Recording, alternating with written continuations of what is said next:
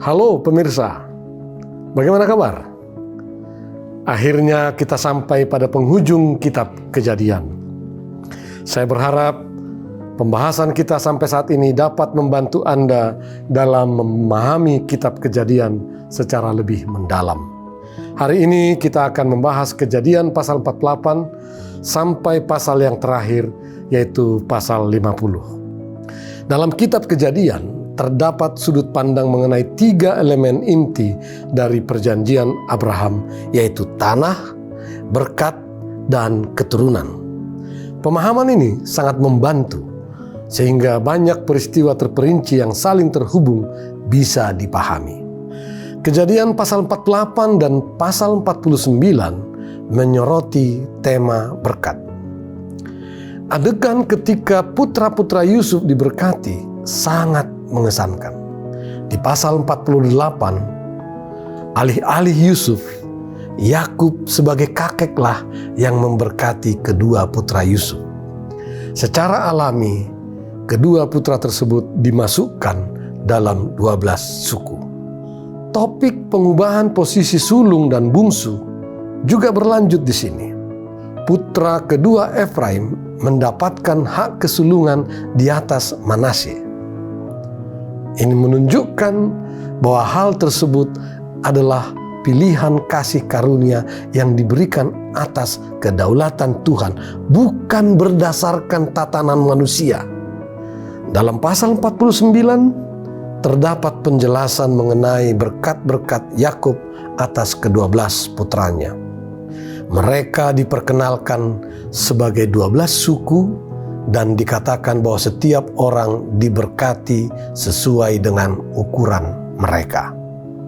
Di pasal 50, setelah meninggal, Yakub dikembalikan ke kampung halamannya sesuai dengan keinginannya dan dimakamkan di Gua Makpela yang telah dibeli Abraham. Hal ini menambah keyakinan bahwa anak-anak Yakub yang tinggal di Mesir akan membentuk bangsa yang besar dan suatu hari akan kembali ke tanah perjanjian. Yusuf menyadari bahwa Tuhan telah menyelamatkan banyak orang dengan mengubah semua kejahatan yang dilakukan saudara-saudaranya menjadi kebaikan, dan dia mengampuni mereka. Dan akhirnya Yusuf menyampaikan keinginannya untuk dikuburkan di tanah perjanjian seperti ayahnya Yakub ketika dia meninggal nanti.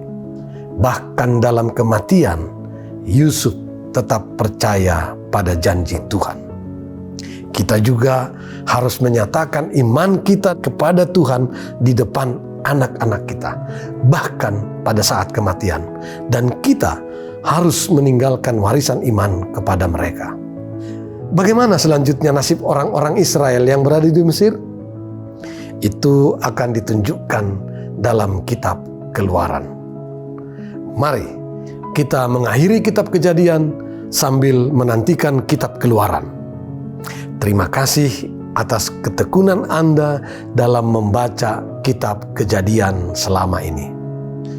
Maka sambil mengingat semua hal yang saya sampaikan tadi, mari kita bersama-sama membaca kitab Kejadian 48 sampai 50.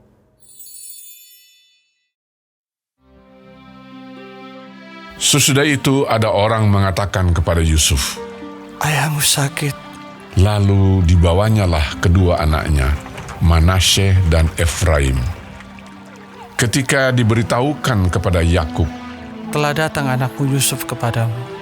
maka Israel mengumpulkan segenap kekuatannya dan duduklah ia di tempat tidurnya. Berkatalah Yakub kepada Yusuf, Allah yang Maha Kuasa telah menampakkan diri kepadaku di Luz, di tanah Kanaan, dan memberkati aku, serta berfirman kepadaku, Akulah yang membuat engkau beranak cucu, dan aku akan membuat engkau bertambah banyak dan menjadi sekumpulan bangsa-bangsa. Aku akan memberikan negeri ini kepada keturunanmu untuk menjadi miliknya sampai selama-lamanya. Maka sekarang kedua anakmu yang lahir bagimu di tanah Mesir, sebelum aku datang kepadamu ke Mesir, akulah yang mempunyai mereka. Akulah yang akan mempunyai Efraim dan Manasye, sama seperti Ruben dan Simeon.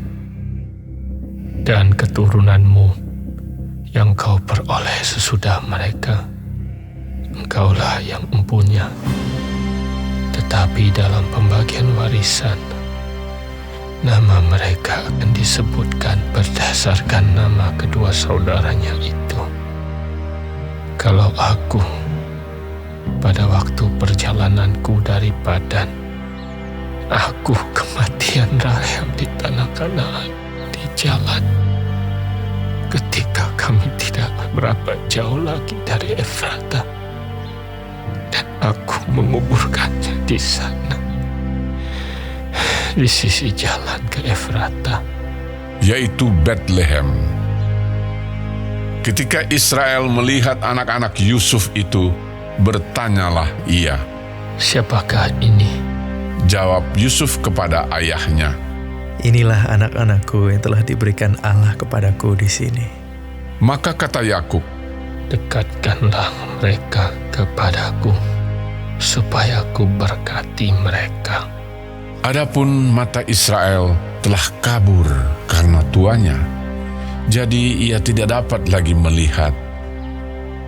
Kemudian Yusuf mendekatkan mereka kepada ayahnya, dan mereka dicium serta didekap oleh ayahnya. Lalu berkatalah Israel kepada Yusuf, "Tidak kusangka-sangka bahwa aku akan melihat mukamu lagi. Tetapi sekarang Allah bahkan memberi aku melihat keturunanmu." Lalu Yusuf menarik mereka dari antara lutut ayahnya, dan ia sujud dengan mukanya sampai ke tanah. Setelah itu Yusuf memegang mereka keduanya, dengan tangan kanan dipegangnya Efraim, yaitu di sebelah kiri Israel, dan dengan tangan kiri Manasye, yaitu di sebelah kanan Israel. Lalu didekatkannyalah mereka kepadanya. Tetapi Israel mengulurkan tangan kanannya dan meletakkannya di atas kepala Efraim, walaupun ia yang bungsu, dan tangan kirinya di atas kepala Manasye. Jadi tangannya bersilang, walaupun Manasye yang sulung. Sesudah itu diberkatinyalah Yusuf, katanya, "Nenekku dan ayahku, Abraham dan Ishak, telah hidup di hadapan Allah. Allah itu sebagai Allah yang telah menjadi gembalaku selama hidupku sampai sekarang, dan sebagai malaikat yang telah melepaskan aku dari segala bahaya. Dialah kiranya yang memberkati orang-orang muda ini, sehingga namaku serta nama nenek dan bapakku, Abraham dan Ishak, termasyhur oleh karena mereka, dan sehingga mereka bertambah-tambah menjadi jumlah yang besar di bumi." Ketika Yusuf melihat bahwa ayahnya meletakkan tangan kanannya di atas kepala Efraim, hal itu dipandangnya tidak baik. Lalu dipegangnya tangan ayahnya untuk memindahkannya dari atas kepala Efraim ke atas kepala Manasye. Katanya kepada ayahnya, "Janganlah demikian, ayahku, sebab inilah yang sulung. Letakkanlah tangan kananmu ke atas kepalanya." Tetapi ayahnya menolak, katanya, "Aku tahu, anakku, aku tahu. Ia juga akan menjadi suatu bangsa, dan ia juga akan menjadi besar kuasanya. Walaupun begitu, adiknya akan lebih besar kuasanya daripadanya. dan keturunan adiknya itu akan menjadi sejumlah besar bangsa-bangsa. Lalu diberkatinyalah mereka pada waktu itu, katanya, Dengan menyebutkan namamu lah orang Israel akan memberkati. Demikian Allah kiranya membuat engkau seperti Efraim dan seperti Manasye. demikianlah didahulukannya Efraim daripada Manasye. Kemudian berkatalah Israel kepada Yusuf, Tidak lama lagi aku akan mati, tapi Allah akan menyertai kamu dan membawa kamu kembali ke negeri nenek moyangmu. Dan sekarang aku memberikan kepadamu sebagai kelebihanmu daripada saudara-saudaramu suatu punggung gunung yang kurebut dengan pedang dan panahku dari tangan orang Amori.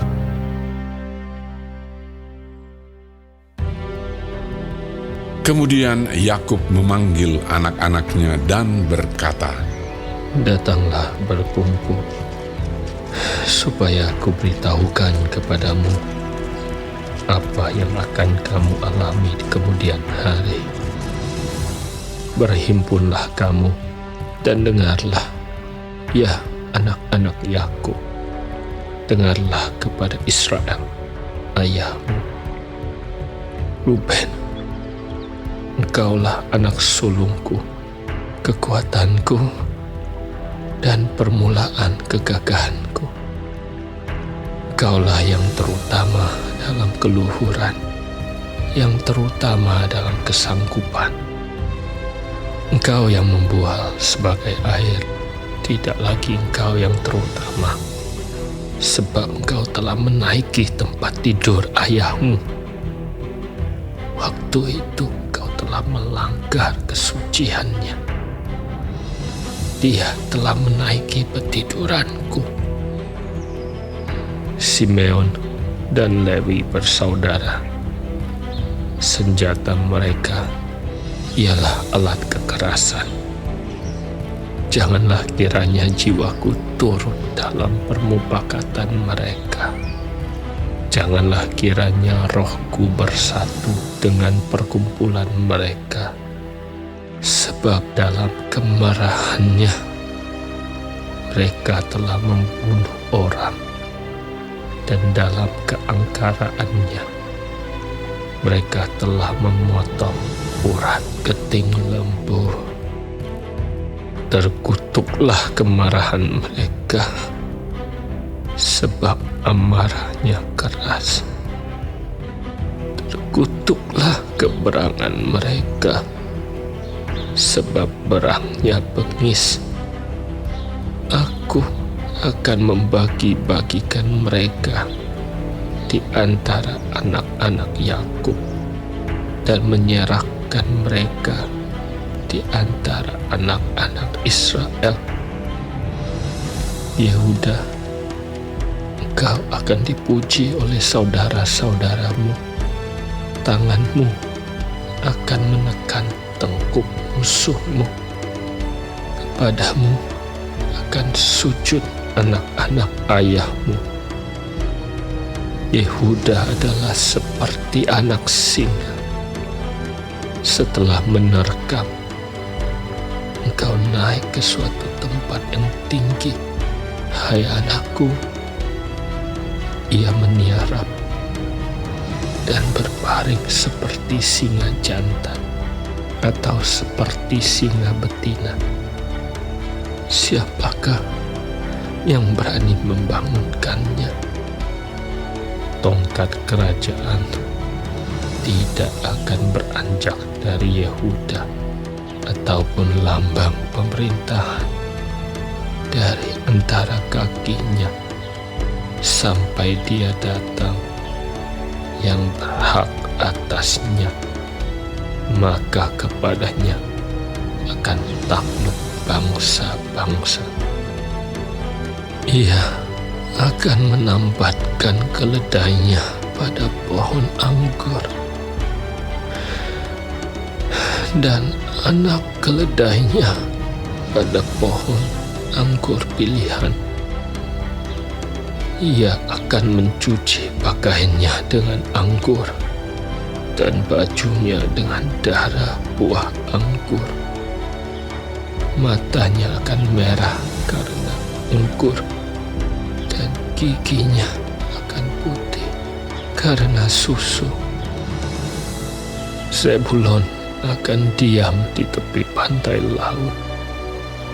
Ia akan menjadi pangkalan kapal, dan batasnya akan bersisi dengan Sidon. Isakar adalah seperti keledai yang kuat tulangnya, yang meniarap di apit bebannya ketika dilihatnya bahwa perhentian itu baik dan negeri itu permai, maka disendengkannya lah bahunya untuk memikul, lalu menjadi budak rodi. Adapun Dan, ia akan mengadili bangsanya sebagai salah satu suku Israel. Semoga Dan menjadi seperti ular di jalan, seperti ular beludak di denai yang memakut tumit kuda, sehingga penunggangnya jatuh ke belakang. Aku menanti-nantikan keselamatan yang daripadamu, ya Tuhan. Gad, ia akan diserang oleh gerombolan, tetapi ia akan menyerang tumit mereka. Asher, makanannya akan limpah mewah, dan ia akan memberikan santapan raja-raja. Naftali adalah seperti rusa betina yang terlepas. Ia akan melahirkan anak-anak indah. Yusuf adalah seperti pohon buah-buahan yang muda, pohon buah-buahan yang muda pada mata air. Dahan-dahannya naik mengatasi tembok. Walaupun pemanah-pemanah telah mengusiknya, memanahnya dan menyerbunya, namun panahnya tetap kokoh, dan lengan tangannya tinggal liat. Oleh pertolongan yang maha kuat pelindung Yakub, oleh sebab gembalanya gunung batu Israel, oleh Allah ayahmu yang akan menolong engkau, dan oleh Allah yang maha kuasa yang akan memberkati engkau dengan berkat dari langit di atas, dengan berkat samudra raya yang letaknya di bawah, dengan berkat buah dada dan kandungan. Berkat ayahmu melebihi berkat gunung-gunung yang sejak dahulu, yakni yang paling sedap di bukit-bukit yang berabad-abad. Semuanya itu akan turun ke atas kepala Yusuf, ke atas batu kepala orang yang teristimewa di antara saudara-saudaranya. Benyamin adalah seperti serigala yang menerkam. Pada waktu pagi, ia memakan mangsanya, dan pada waktu petang, ia membagi-bagi rampasannya. Itulah semuanya suku Israel, 12 jumlahnya.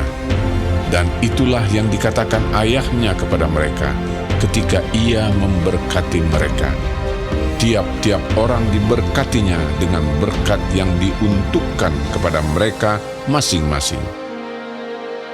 Kemudian berpesanlah Yakub kepada mereka, apabila aku nanti dikumpulkan kepada kaum leluhurku, kuburkanlah aku di sisi nenek moyangku dalam gua yang di ladang Efron orang Het itu, dalam gua yang di ladang Makpela di sebelah timur Makmre di tanah Kanaan, ladang yang telah dibeli Abraham dari Efron orang Het itu untuk menjadi kuburan milik. Disitulah dikuburkan Abraham beserta Sarah istrinya. Disitulah dikuburkan Ishak beserta Ribka istrinya, dan disitulah juga kukuburkan Lea. Ladang dengan gua yang ada di sana telah dibeli dari orang Het.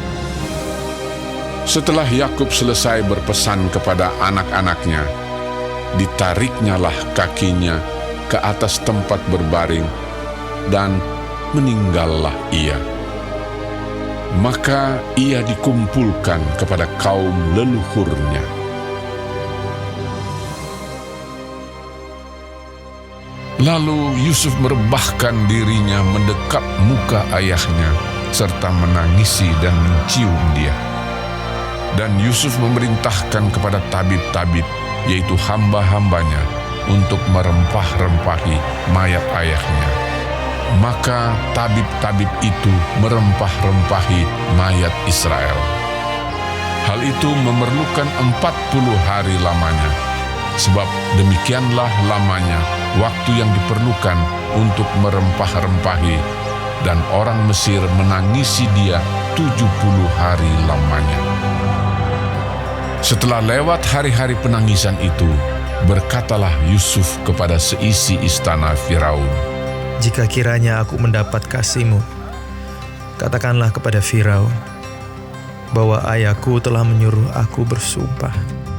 Katanya, tidak lama lagi aku akan mati dalam kuburku yang telah kugali di tanah Kanaan. Disitulah kau kuburkan aku. Oleh sebab itu, izinkanlah aku pergi ke sana, supaya aku menguburkan ayahku. Kemudian aku akan kembali. Lalu berkatalah Firaun, Pergilah ke sana, dan kuburkanlah ayahmu itu, seperti yang telah disuruhnya engkau bersumpah. Lalu berjalanlah Yusuf ke sana untuk menguburkan ayahnya, dan bersama-sama dengan dia berjalanlah semua pegawai Firaun, para tua-tua dari istananya, dan semua tua-tua dari tanah Mesir, serta seisi rumah Yusuf juga, saudara-saudaranya, dan seisi rumah ayahnya. Hanya anak-anaknya serta kambing domba dan lembu sapinya ditinggalkan mereka di tanah Gosen. Baik kereta maupun orang-orang berkuda turut pergi ke sana bersama-sama dengan dia, sehingga iring-iringan itu sangat besar. Setelah mereka sampai ke Goren Haatat yang di seberang sungai Yordan, maka mereka mengadakan di situ ratapan yang sangat sedih dan riuh, dan Yusuf mengadakan perkabungan 7 hari lamanya karena ayahnya itu. Ketika penduduk negeri itu, orang-orang Kanaan, melihat perkabungan di Goren Haatat itu, berkatalah mereka, Inilah perkabungan orang Mesir yang amat riuh. Itulah sebabnya tempat itu dinamai Abel Mizraim, yang letaknya di seberang Yordan. Anak-anak Yakub melakukan kepadanya seperti yang dipesankannya kepada mereka. anak-anaknya mengangkut dia ke tanah Kanaan, dan mereka menguburkan dia dalam gua di ladang Makpela, yang telah dibeli Abraham dari Efron, orang Het itu, untuk menjadi kuburan milik, yaitu ladang yang di sebelah timur Mamre. Setelah ayahnya dikuburkan, pulanglah Yusuf ke Mesir. Dia dan saudara-saudaranya dan semua orang yang turut pergi ke sana bersama-sama dengan dia untuk menguburkan ayahnya itu. Ketika saudara-saudara Yusuf melihat bahwa ayah mereka telah mati, berkatalah mereka, Boleh jadi Yusuf akan mendendam kita dan membalaskan sepenuhnya kepada kita segala kejahatan yang telah kita lakukan kepadanya. Sebab itu mereka menyuruh menyampaikan pesan ini kepada Yusuf. Sebelum ayahmu mati, ia telah berpesan, beginilah harus kamu katakan kepada Yusuf, ampunilah kiranya kesalahan saudara-saudaramu dan dosa mereka, sebab mereka telah berbuat jahat kepadamu. Maka sekarang ampunilah kiranya kesalahan yang dibuat hamba-hamba Allah ayahmu. Lalu menangislah Yusuf ketika orang berkata demikian kepadanya. Juga saudara-saudaranya datang sendiri dan sujud di depannya serta berkata, Kami datang untuk menjadi budakmu. Tetapi Yusuf berkata kepada mereka, Janganlah takut, sebab aku ini kah pengganti Allah. Memang kamu telah mereka-rekakan yang jahat terhadap aku, tetapi Allah telah mereka-rekakannya untuk kebaikan, dengan maksud melakukan seperti yang terjadi sekarang ini, yakni memelihara hidup suatu bangsa yang besar. Jadi janganlah takut. Aku akan menanggung makanmu dan makan anak-anakmu juga. Demikianlah ia menghiburkan mereka dan menenangkan hati mereka dengan perkataannya. Adapun Yusuf, ia tetap tinggal di Mesir beserta kaum keluarganya, dan Yusuf hidup 110 tahun. Jadi Yusuf sempat melihat anak cucu Efraim sampai keturunan yang ketiga, juga anak-anak Makhir, anak Manasye, lahir di pangkuan Yusuf. Berkatalah Yusuf kepada saudara-saudaranya, Tidak lama lagi aku akan mati. Tentu Allah akan memperhatikan kamu dan membawa kamu keluar dari negeri ini ke negeri yang telah dijanjikannya dengan sumpah kepada Abraham, Ishak, dan Yakub. Lalu Yusuf menyuruh anak-anak Israel bersumpah, katanya, Tentu Allah akan memperhatikan kamu. Pada waktu itu, kamu harus membawa tulang-tulangku dari sini. Kemudian matilah Yusuf, berumur 110 tahun. Mayatnya dirempah-rempahi dan ditaruh dalam peti mati di Mesir.